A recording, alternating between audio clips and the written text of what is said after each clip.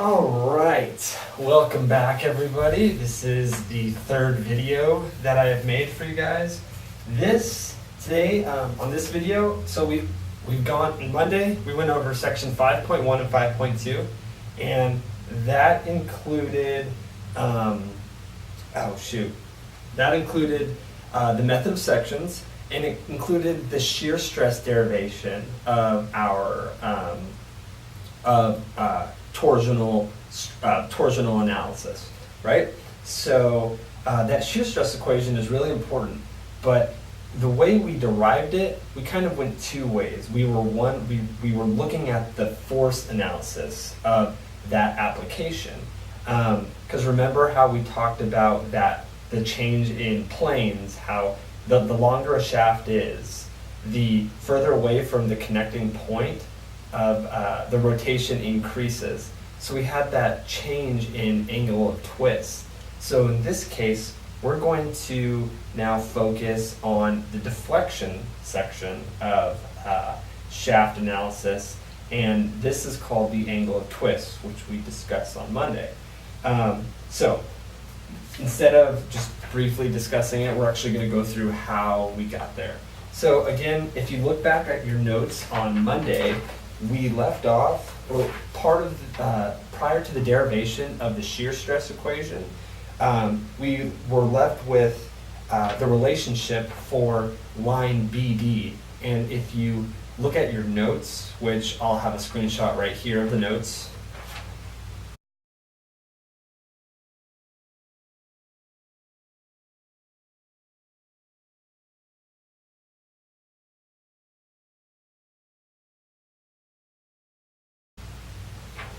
Okay, hope that helped, that figure.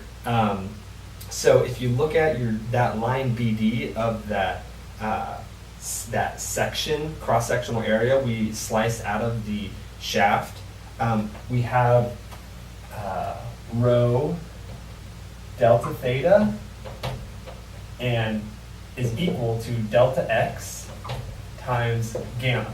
Now again, remember, rho times delta theta is the same thing as the arc length. And now since that section is so small, we can consider that small arc on the shaft surface area is straight. So these yet aren't perfectly equal, they're equal enough. We can therefore solve, and if we chain, we can say this becomes, assuming, say, delta is a D for derivation. Sorry, this is gamma over rho. So here we get gamma over rho times dx, right? So that's one equation. So if we have that one equation, we also know another assumption. We know Hooke's law for shear strain. So knowing Hooke's law, so this is one section. So now let's apply Hooke's law. We get shear stress equals the modulus of rigidity times shear strain. So, being said, we can solve for shear strain and get shear stress over modulus of rigidity. That's the second equation. And now, we have a third equation. We know the torsional shear stress that we talked about on Monday. So that, we get torsional shear stress equals the applied torque times the radius over the polar moment of inertia. So if we take this as a third equation, what we can do is we can plug equation 3 and equation 2 into equation 1. And let's put everything in terms of x. So we ultimately get something that looks like this. We get Tx times rho x divided by Jx over the modulus of rigidity x over rho times dx. So d theta equals that. Ultimately, this simplifies into the following, which I'm going to erase this right here. This ultimately simplifies to d theta equals tx dx over jx gx. So, what this represents is if you have a shaft that looks like this, and that shaft has a length of L, like that, we know when x equals 0, theta equals 0. And when x equals L, or phi is a certain value. So what we're saying is this equation represents a change in force over a differential length x with a differential area based on a polar moment of inertia in differential material with the modulus of rigidity. But in this class, we only analyze homogeneous materials and isotropic materials. Therefore, everything is pretty much going to remain constant per section. You may have a changing section where you have different areas and different materials per section, and that's when we would apply the algebraic summation of all of the different angle of twists, but we'll get there. So what we can do is we can integrate both sides with respect to L, and we can add up all of the angles of twist as we move from x equals 0 to x equals L, and pretty much sum up all of these angles, right? And so we ultimately get the final angle at length L. So in that case, if we integrate from 0 to L here, we get theta equals TL over JG. And that is our angle of twist equation. So the camera died. So I don't know where I left off, but what I was saying was if we integrate this equation from across L, what we get are the summation of the angles of twist as we move along the shaft with respect to x. So, being said, integrating from 0 to L, we get the ultimate final angle of twist of the shaft. Now again, as you move further away from the secure point, your angle of twist increases. So being said, this is in radians, and if you ever have to convert from radians to degrees, we know that you multiply times 180 degrees over pi. So we'll do an example. But this is angle of twist. Now I said, if you have a shaft that has different materials or different areas, or is even hollow for a section, you can easily use the method of sections as we discussed. You'll have to find the internal resultant torque within each section. And what you can do is you can apply the algebraic summation of the angle of twist for each section as such. And it's, like we've done with the axial loads, the summation of TL over JG over each section will give you the angle twist. Now the thing is, you have to be very careful about the rotation direction. So what I talked about on Monday when it comes to the method of sections, you need to be aware of what your reaction is resisting. Now let me repeat that. Be aware of what the reaction is resisting. So if you have something resisting, if you have something being rotated positively, the reaction is going to show it's rotating negatively, but what it's actually doing is it's displaying that you have a positive reaction, or you have a positive rotation, and the reaction is in the negative direction. So I guess an easy way to say this is that if your reaction is in the negative direction, you have a positive rotation, and if the reaction is in a positive rotation, you have a negative. Or if the reaction is in the positive direction, you have a negative rotation. So let's go over that right now.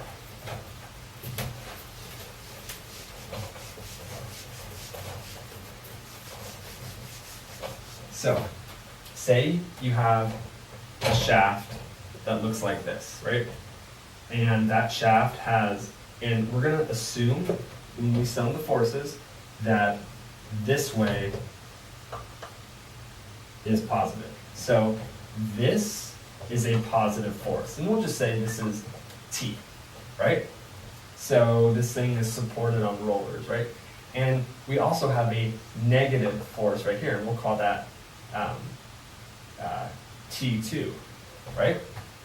So based on this rotation this way, we're saying into the board is positive and out of the board is negative, right?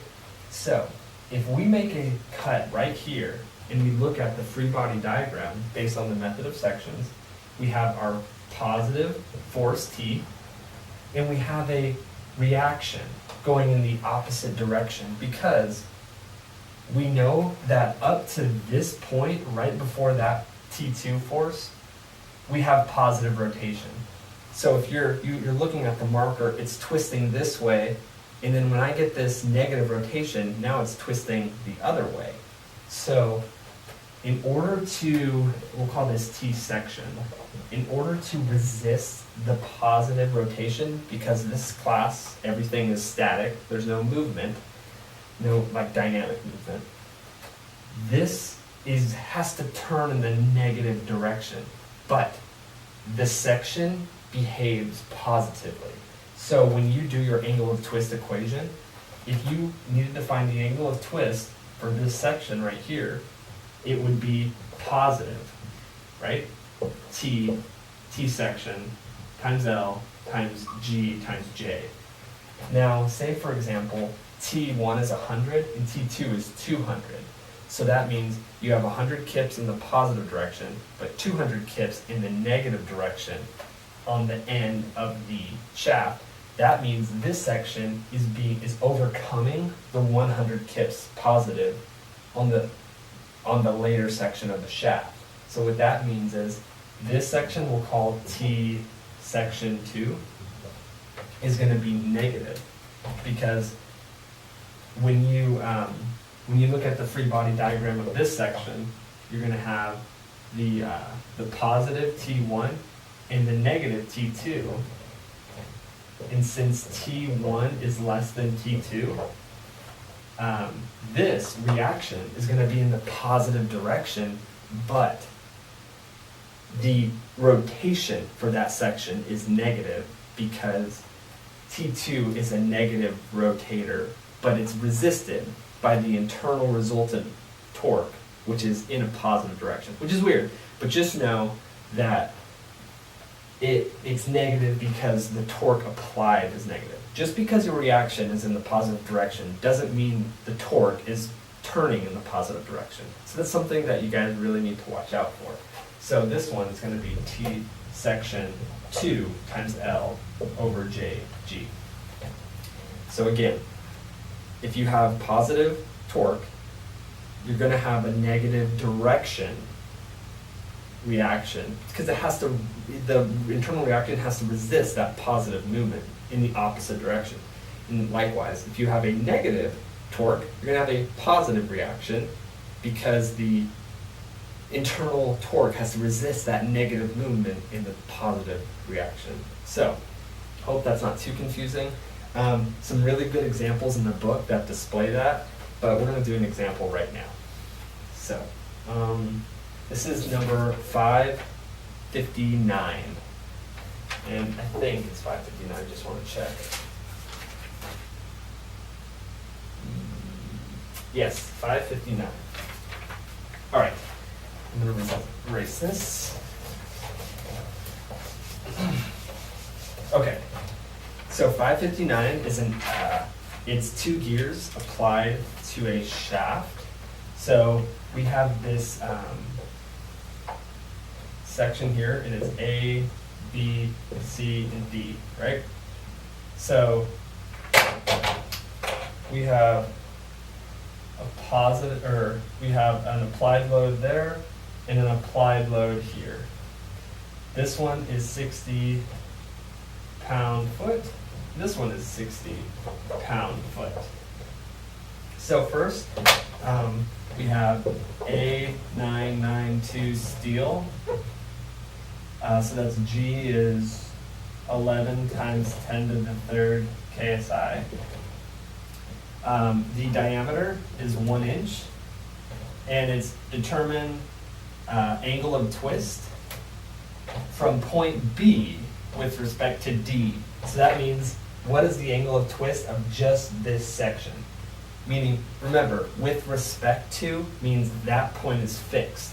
So being fixed, how far does angle B rotate? Okay, so the first thing we know we have to do is angle of twist. So angle of twist function is this, TL over JG. Being said, we need the internal resultant torque of these two sections, right? Because we're only focused on B with respect to D. So let's do method of sections. So let's start with section BC, right? So here's A, and then B, C, and D. Oh, yeah, my bad, I wrote that incorrectly. Section A, and that's B. So that's imaginary, it doesn't exist right now. So again, we have an applied load at B of 60 pounds per foot. And let me just make this a little darker, right there. So 60 pounds per foot, and again, that's rotating this way. So we're gonna assume that this direction is positive, right? So easy enough. We're gonna and we're also gonna have an internal reaction opposite in the negative direction, opposite of, oh, that's positive, sorry. Let's see. There we go. So this one's spinning this way, this one's spinning this way. So we get 60 pound-foot minus TBC equals 0. And this is TBC. Simple enough. TBC equals 60 pounds per foot. So we know that the internal load here is TBC equals 60 pounds per foot. So now we need to find the internal load at TCD. So again, let's erase this. So TCD is actually pretty simple. If you haven't figured it out already. Again, same positive direction.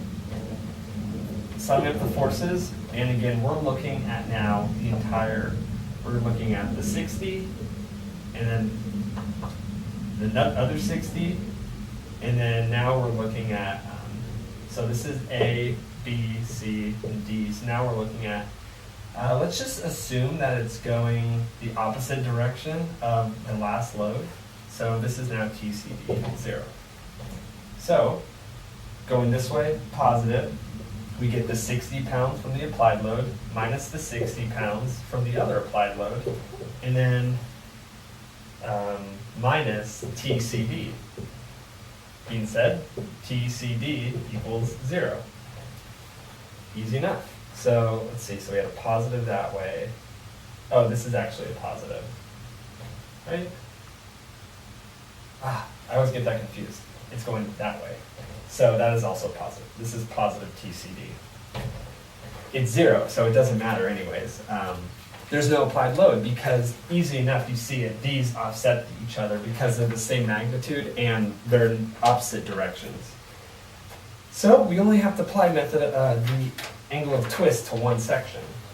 So if we go here, just apply angle of twist is 60 pound per foot times 12 inches per foot times this is 2.5 apart, times 2.5 feet times 12 inches per foot divided by 11 times 10 to the third KSI, and then times pi over 2 times 0.5 inches to the fourth. And remember, we also need to multiply this times 1/1000 to convert pounds to kips. You get 0.02 radians.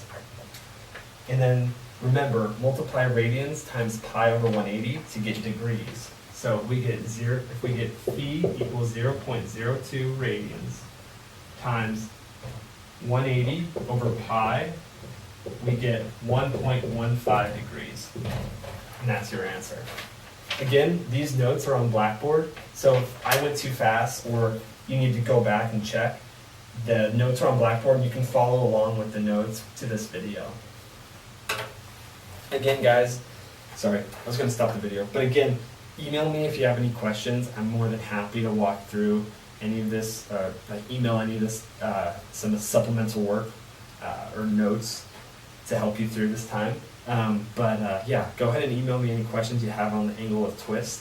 It's really straightforward. I know the most difficult thing to find out is the direction. And that can be confusing, but try your best. And again, email me if you have any questions.